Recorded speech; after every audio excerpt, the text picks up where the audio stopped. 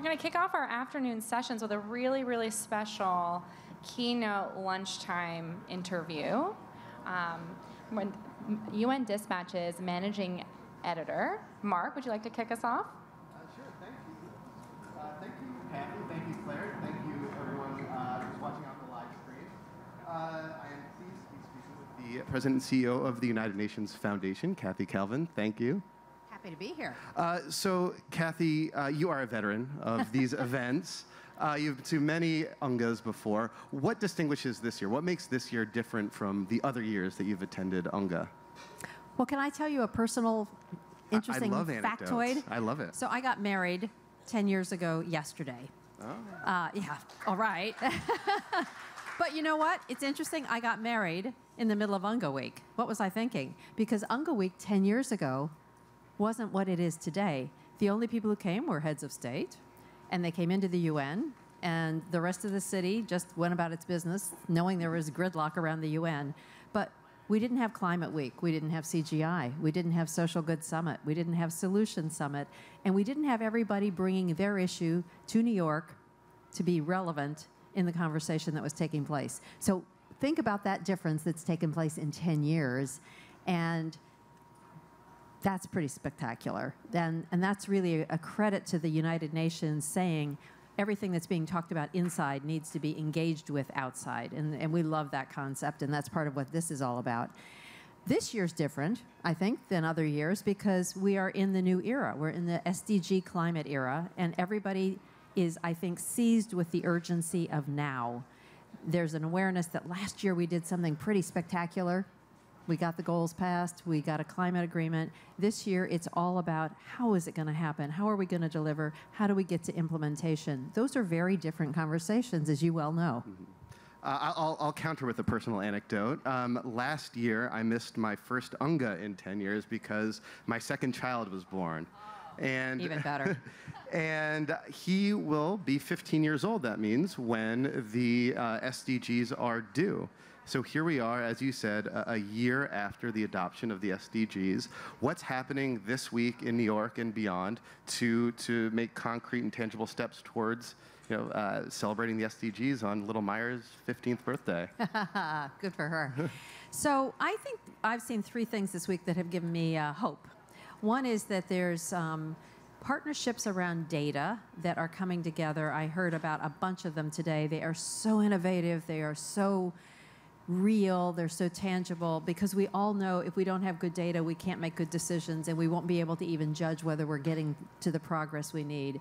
So it's exciting because this is happening in public-private partnerships. It's happening in governments. It's happening on the ground. It's using big data combined with statistical data. Awesome stuff. So data is number one. Second, I think we're realizing that because all of these issues are interlinked, we're not seeing a conversation about education here and a conversation about health here and a conversation about rights here. We're talking about what it takes for a girl to make sure she can make progress. We're looking at the whole person. And that's a really big change that the SDGs gave us over the MDGs, even as successful as they were. Third, I don't know about you all, but I'm really impressed with what's happening in the private sector. We have seen so many companies come forward inspired by the icons and the goals to align their businesses with them. And this is also because these goals are as much about prosperity as they are about ending poverty. They're about dealing with inequality, which I think we all know is at the core of all of our economies, economic growth. And they are truly universal. They are not just about countries in poverty, but about finding the poverty points and areas needing improvement in every single country, including my own and the U.S. and everywhere else. So the private sector, I think, is going to be a significant player along with academics, civil society, and others. So those things have been encouraging to me this week. The worrying piece is that we're still all kind of at this high level of conversation, and I'm not seeing that we are all intrinsically changing our behavior enough to really make the progress we need. Everybody needs to look at what they're doing. How is it different than what we were doing a year ago? It needs to be different. Well, can I ask you then? So, as you mentioned, the private sector is deeply embedded into each of these goals. It's woven into the fabric of the SDGs itself. How, during this week and beyond, are you seeing? Can you give some examples, perhaps, of private sector partnerships or private sector and companies changing the way that they're operating to help make these goals a reality? Well, I think the notion of partnership as partnership without the S is the right way to think about it. So how are we all thinking about working together toward the same goal? That doesn't necessarily mean we have an inked out partnership that is between two entities. It means a lot of us are working commonly toward the same goal. So I think that's an important distinction. So we should celebrate that businesses are working in countries to make progress and build markets. That's to the good, that they are looking at their supply chains and trying to make sure that women are empowered.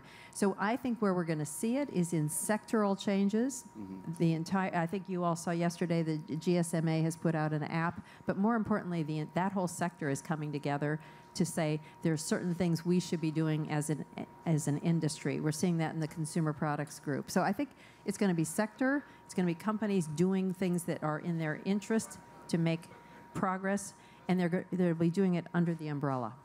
And can you talk a little bit more about partnerships that are coming together around closing the data gaps that you mentioned? I mean, it seems that it's hard to measure progress against these goals if we don't have good data against which to measure the progress. So what's happening in that space? So a year ago, the Global Partnership for Sustainable Development Data, mouthful, was launched. We just had their first birthday today.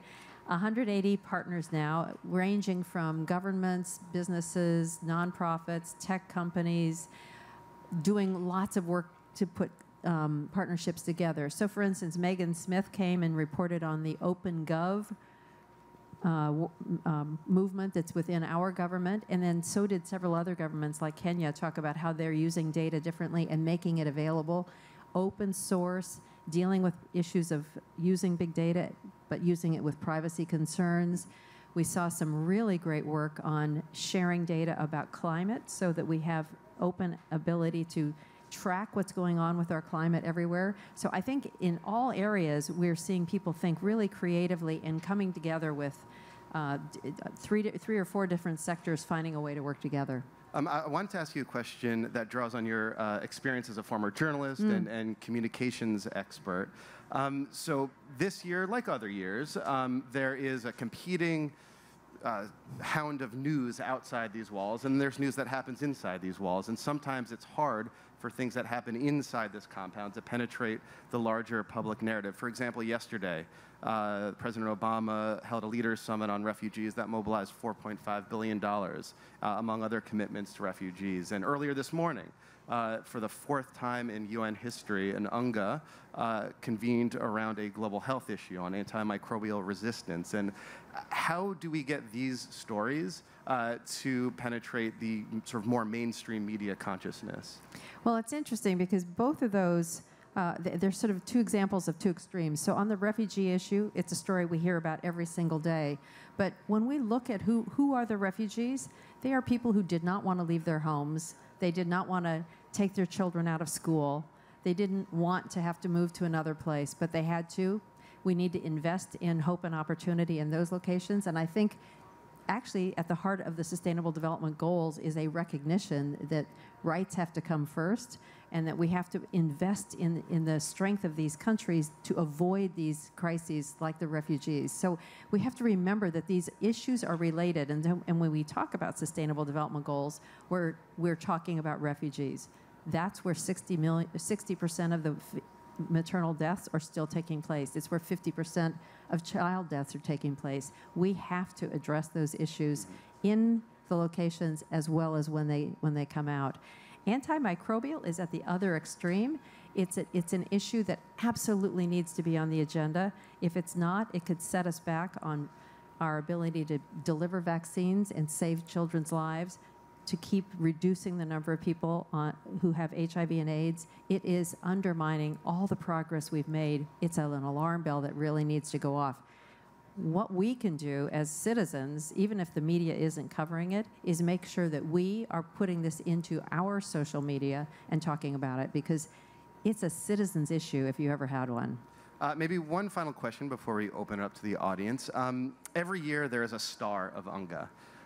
This year, in my opinion, the undisputed star is Yousra Martini, the young Olympic swimmer who happens to have been a refugee and heroically rescued a boat full of her fellow refugees.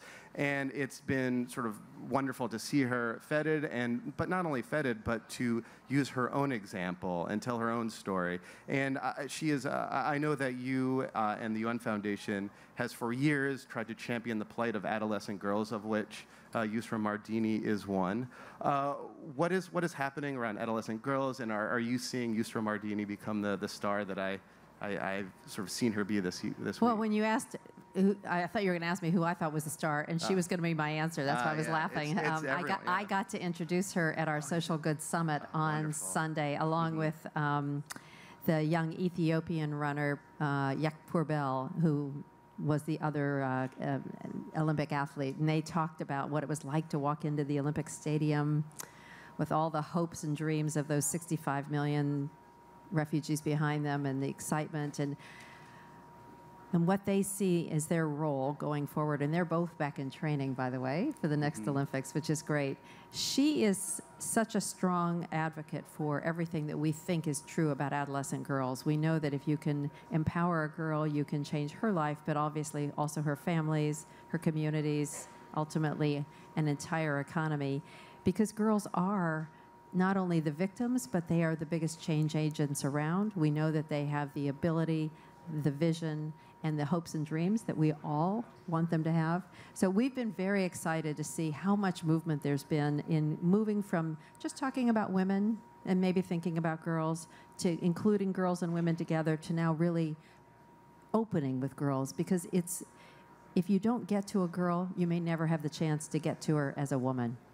Thank you. We'll take questions from the audience. Yes. Max Atkins here from the World Bank. I just wanted to get your take on this morning's activities around the ratification, or that we're halfway there, and what your expectations are for COP22, and in general, how do we make sure that everybody gets involved in the climate movement and we ramp up ambition? Well, I was really glad the Secretary General had the event today. It's very important that we keep the public pressure on and also highlight the countries that are stepping forward as early as they are. It was a big deal that the U.S. and China came together a few weeks ago. Awesome to see the countries that stepped up today. We know there are some countries that aren't ready but are on their own journey, so we want to welcome and continue to encourage them to stay on that journey. But we know that as great as the climate agreement was last year, it's not enough, and that we're going to have to keep ratcheting, keep tightening, and keep looking for the solutions that are not at the level where we hear about tons of carbon and emissions. People don't connect to those words, but they do connect to what's going on in their own communities. And they do see fleets of cars that could be running on natural gas. They do see building standards that could change. They do see air that is unhealthy. So we need to some degree change the way we talk about this issue and make it about things that are affecting people's everyday lives. We need to take it out of the realm of just some interest groups and bring it in completely to our development and human agenda. And we need to make sure that things like Marrakesh are talked about in a new and fresh way. And I think that's going to happen this year as we see some of the countries who are clearly on the front lines coming forward as the biggest champions. And thank you to the bank, because the bank's doing an amazing amount of great work on this. Yeah. Great. Well, thank you so much, Kathy. Thank you, everyone in the room. Thank you, everyone watching. And we'll keep watching this event. Have a great UNGA.